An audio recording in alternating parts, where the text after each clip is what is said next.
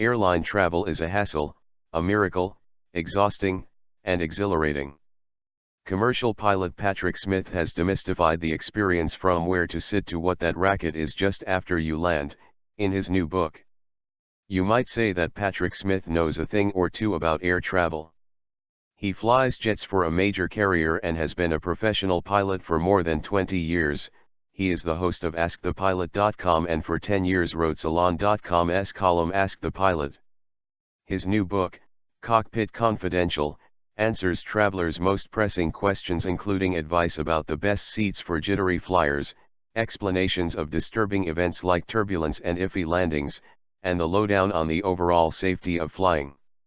I caught up with Smith recently and posed some of my own most pressing questions to him. I hope they reflect what you're most curious about, too. Here, his answers along with some tidbits from Cockpit Confidential, a fun, informative read that I highly recommend. Get your kids a cockpit visit. Smith reminds us, many people wrongly assume that the cockpit is entirely off limits. This isn't so. Cockpit visits are welcome while the plane is parked at the gate, either before or after the flight. Provided things aren't too busy, we're usually more than happy to have a guest stop by.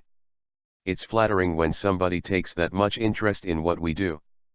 And this isn't just for kids. If you've never seen a cockpit up close before, and you're curious, come on up. For nervous flyers, a chat with the crew and a look around is often reassuring. Be sure to ask a flight attendant first, but 9 times in 10 it won't be any problem. The best seats for jittery flyers.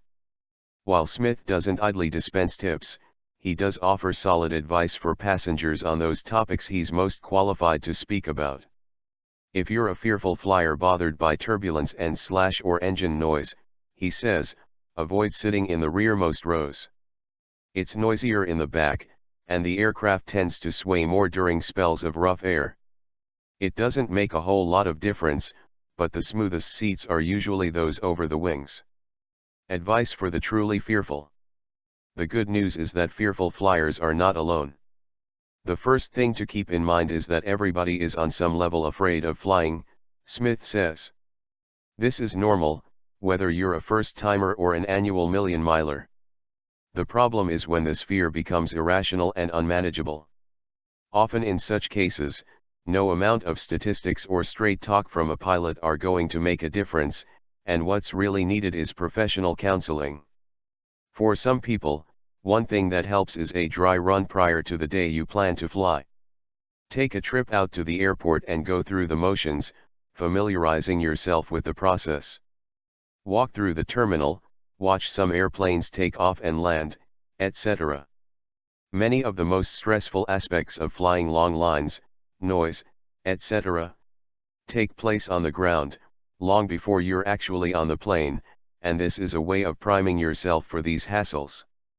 Another good idea, of course, is to get yourself a copy of Cockpit Confidential. What's the deal with airline food? Smith reminds us that though the topic might still be ripe for stand-up routines, airline food has greatly improved.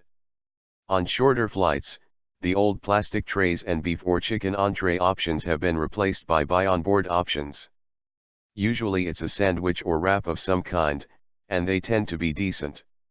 On long-haul flights, full catered meals are still the norm, and frankly they are a lot tastier than people give them credit for. And if you're fortunate enough to be in first or business class, of course, long-haul meal presentations are often exceptionally good, with 4 or more gourmet courses and a carefully selected wine list. The more prestigious carriers Singapore Airlines, Cathay Pacific, Emirates, British Airways, etc., take their catering very seriously. Some Turkish Airlines flights carry an onboard chef who prepares and supervises the business class meals. U.S. airlines, to their credit, have markedly improved their service standards over the past few years. This includes better food and drink options in both economy and premium classes, in some cases rivaling the better European, Asian, and Middle Eastern airlines. Spanning the globe on one tank.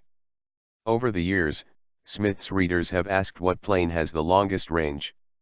The answer is the Boeing 777-200LR, which can cover a staggering 9,000 nautical miles without refueling, making it possible to connect just about every major city on Earth via non-stop flights.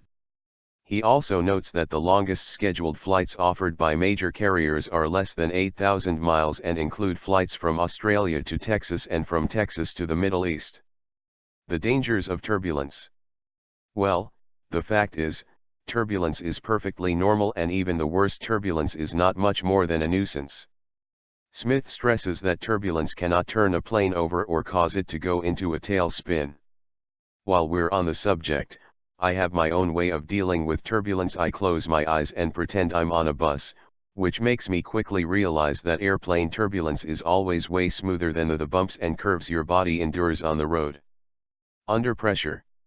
Though we hear talk of cabin pressure all the time, and I've been known to throw the term around myself, most of us don't really know what we're talking about. The cabin air is pressurized, of course, because up at 30,000 feet there isn't much air pressure or oxygen. But a plane's cabin is not adjusted to match the pressure you'd find at sea level, far from it. That kind of pressure would put too much, well, pressure, on a jet structure. So, cabin pressure typically matches what you'd find between 5,000 to 8,000 feet above sea level, comparable to, say, Denver or Mexico City. And while we're on the subject of air pressure, Smith also notes that passengers fear that the doors or emergency hatches of the plane might be opened mid-flight, causing the contents of the plane to be sucked out into the wild blue yonder, is completely groundless. A plane's doors and hatches cannot open once the cabin is pressured, precisely because of the pressure. Also, the urban myth that pets and luggage are stored in an unpressurized compartment is false. Temperatures outside the plane at 30,000 feet are sub-zero, and it would not be possible to move living things and, for instance, shampoo, without pressurization and heat. Safety and older planes. One of the reasons planes are so expensive is that they don't have a shelf life. Though older planes may require more maintenance, they are no less safe than newer planes and in theory do not need to be retired. How does a plane land in foggy weather? Some travelers will take comfort in knowing that, when weather gets iffy and visibility is poor, the Instrument Landing System, ILS, is used, picking up on two guidance beams, one horizontal and one vertical, transmitted from the ground. The pilot uses the crosshairs to guide the plane, but once the plane is about 200 feet from the ground, the pilot must be able to see the runway or the landing will be postponed. What's that racket just after a plane lands? It's just the jet engine switching to reverse to slow the plane down. Smith also notes that a rough landing by passengers' standards is not a reliable measure of a pilot's skill. Many variables go into landing a plane, and bumps and even slightly sideways landings are sometimes unavoidable and even intentional. Sure, he's a pilot himself, but I hope you'll bear in mind his suggestion that you judge the pilot and crew by the entire flight experience and not just the moment when the wheels touch down.